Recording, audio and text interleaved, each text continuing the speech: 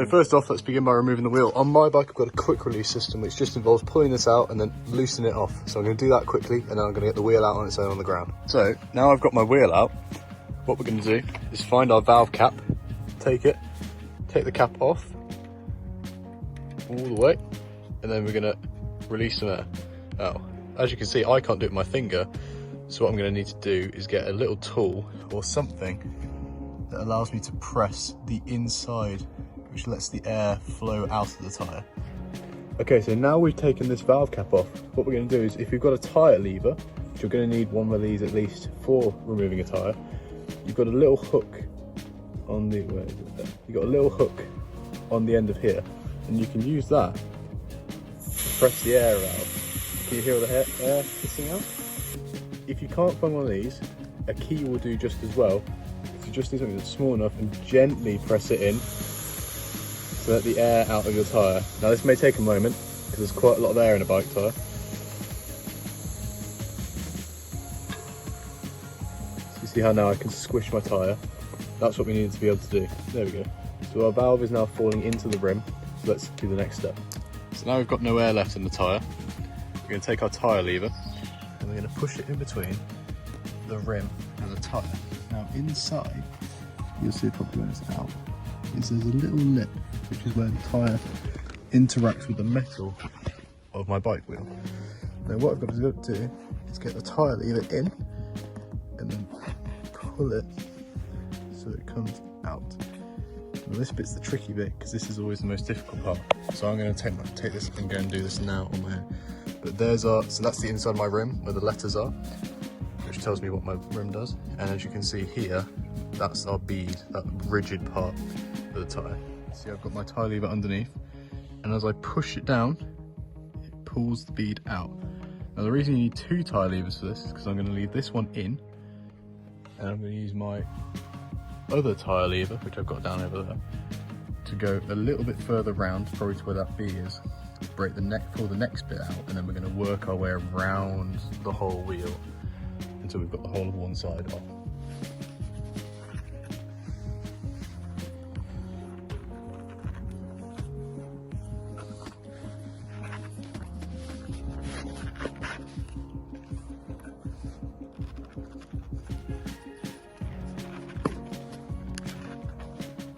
This bit is always very tricky, is the initial part of trying to get the tyre out. So if you're stuck and you can't get it out, there's another option to try and bring the bead out, is to take your singular tyre lever and you just want to get it to go on its own around the wheel like this. As you can see, I'm pulling the bead out as I go. I'm just, because these are designed to never come off, so you've got to really, there we go. Then once you're past it, you can go the whole way around with no real difficulty. It's just that initial bit. So now, as you can see, I've got this one side off. So this bit of the tyre is free. However, we have a second part, and all we need to do to get this bit off is, normally at this point, if I was going to take my tyre fully off, I would pull my inner tube out. So to do that, I'd deflate it fully, and then we just push the, can't focus. I push the valve through the hole in the rim where it sits, and then lift it up and out of the tyre from this point here. So we will do that now. So now I've got this, and I've got my brand new tyre. This is obviously my old one, but for example, if this was my brand new tyre, now I've got my new tyre ready to go on my rim, all I have to do is reverse the steps. So I take my rim. Some tyres will have a rotation direction on them. What this means is you need to make sure that when the wheel's rolling forward, it will roll this way, in the direction that the arrow is pointing. Now, that doesn't sound like a problem with putting it on the rim. However, if you've got your brake disc, which goes into your brake caliper, you need to make sure you know which side of your bike this disc goes on. I know this is the left, so I know that if I'm sat on my bike, my wheel looks like this. Which then means that with my rotation, if we're saying this, the top side of my wheel is the left, so when I'm going forwards, my wheel's going to rotate like that. So that means I need to find my rotation arrow and make sure it rotates like that. So that means that is the right way around with that. So what we're going to do next is put this onto this.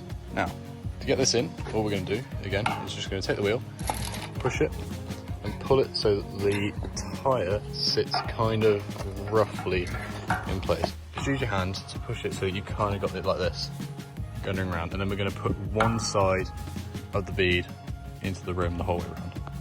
Okay, so to get this in, again, we're just going to take it like this and push it so that it's roughly in, like that, okay? And then what we do is we take our inner tube next. Once we've got this bead sat roughly in the right place, grab our inner tube and we're going to push it into this big space we've got here so it sits in the gap. Now before you do get your inner tube, however, you are going to need to find the valve hole so that you can put your valve in place. Mine is here, so all I need to make sure is when I put my inner tube in, my valve comes out through this hole. But other than that, it doesn't matter which way around your inner tube goes. So let's grab the inner tube.